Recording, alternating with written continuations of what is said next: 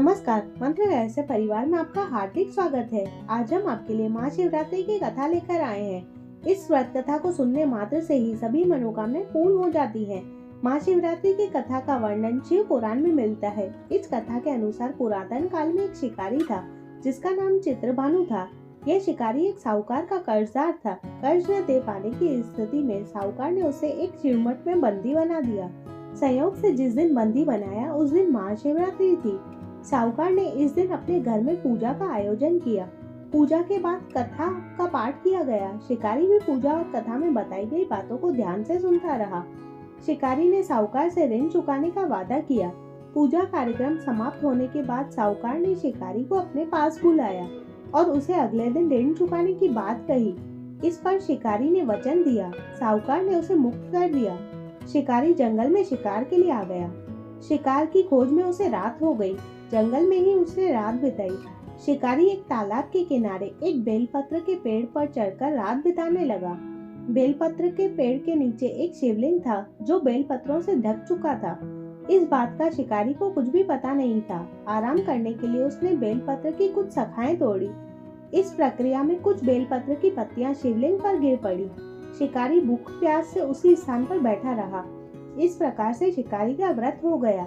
तभी गर्भिणी हिरनी तालाब पर पानी पीने के लिए आई। हिरनी को शिकारी ने जाने दिया।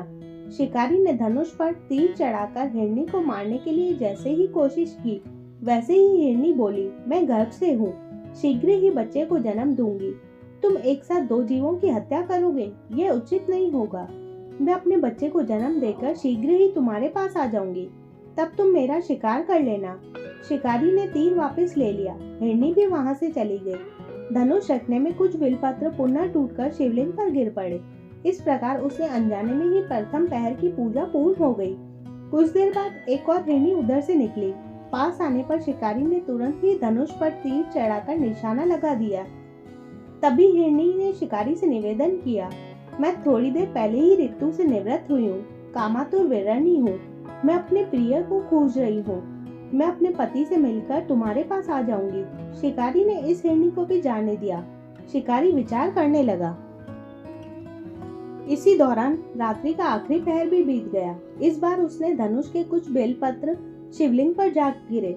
इस प्रकार उसके द्वारा दूसरे पहर की पूजा प्रक्रिया भी पूर्ण हो गई। इसके बाद तीसरी हिरनी दिखाई दी जो अपने बच्चों के साथ उधर से गुजर रही थी। शिकारी ने धनुष उठाकर निशाना साधा। शिकारी तीर छोड़ने ही वाला था कि हिरनी बोली, मैं इन बच्चों को इनके पिता के पास सौंप कर लौट आऊंगी, मुझे अभी जाने दे। शिकारी ने ऐसा करने से इनकार कर दिया। उसने बताया कि दो हिरनी को मैं छोड़ चुका हूँ। हिरनी ने कहा कि मेरा विश्वास करो, मैं आपके पास वचन देती हूँ कि मैं वापस आऊंगी। शिकारी को जब हिरनी पर दया आ गई, शिकारी को हिरनी पर दया आई और उसने उसे भी जाने दिया। उधर भूखा प्यासा शिकारी अनजाने में बेलपत्र पत्तियां तोड़कर शिवलिंग पर फेंकता रहा। सुबह की पहली किरण निकली तो उसे एक मृग दिखाई दिया। शिकारी ने खुश होकर तीर धनुष पर चढ़ा लिया। तभी मृग ने दुखी होकर शिकारी से कहा, यदि तुमने मुझसे पूर्व आने वाली 3 हिरनियों और बच्चों को मार डाला है तो मुझे भी मार दो। देर न करो, क्योंकि यह दुख सहन नहीं कर पाऊंगा। मैं उन हिरनियों का पति हूँ। यदि तुमने उन्हें जीवन दान दिया है तो मुझे भी छोड़ दो। मैं अपने परिवार से मिलकर वापस आ जाऊंगा। शिकारी ने उसे भी जाने दिया। सूर्य पूरी तरह से निकल आया था और सुबह हो चुकी थी। शिकारी ने अनजाने में ही व्रत, रात्रि जागरण, सभी प्रहर की पूजा और शिवलिंग पर बेलपत्र चढ़ाने की प्रक्रिया पूरी हो चुकी थी। भगवान शिव की कृपा से उससे इस फल का तुरंत प्राप्त हुआ। भगवान शिव की कृपा से शिकारी का हृदय बदल गया। शिकारी का मन निर्मल हो गया। कुछ देर बाद ही शिकारी के सामने संपूर्ण मृग परिवार मौजूद था ताकि शिकारी उनका शिकार कर सके, लेकिन शिकारी ने ऐसा नहीं किया और सभी को जाने दिया। महाशिवरात्रि के दिन शिकारी द्वारा पूजन की विधि पूर्ण करने के कारण उसे मोक्ष प्राप्त हुआ। शिकारी की मृत्यु होने पर यमदूत उसे लेने आए तो शिवगणों ने उसे वापस भेज दिया।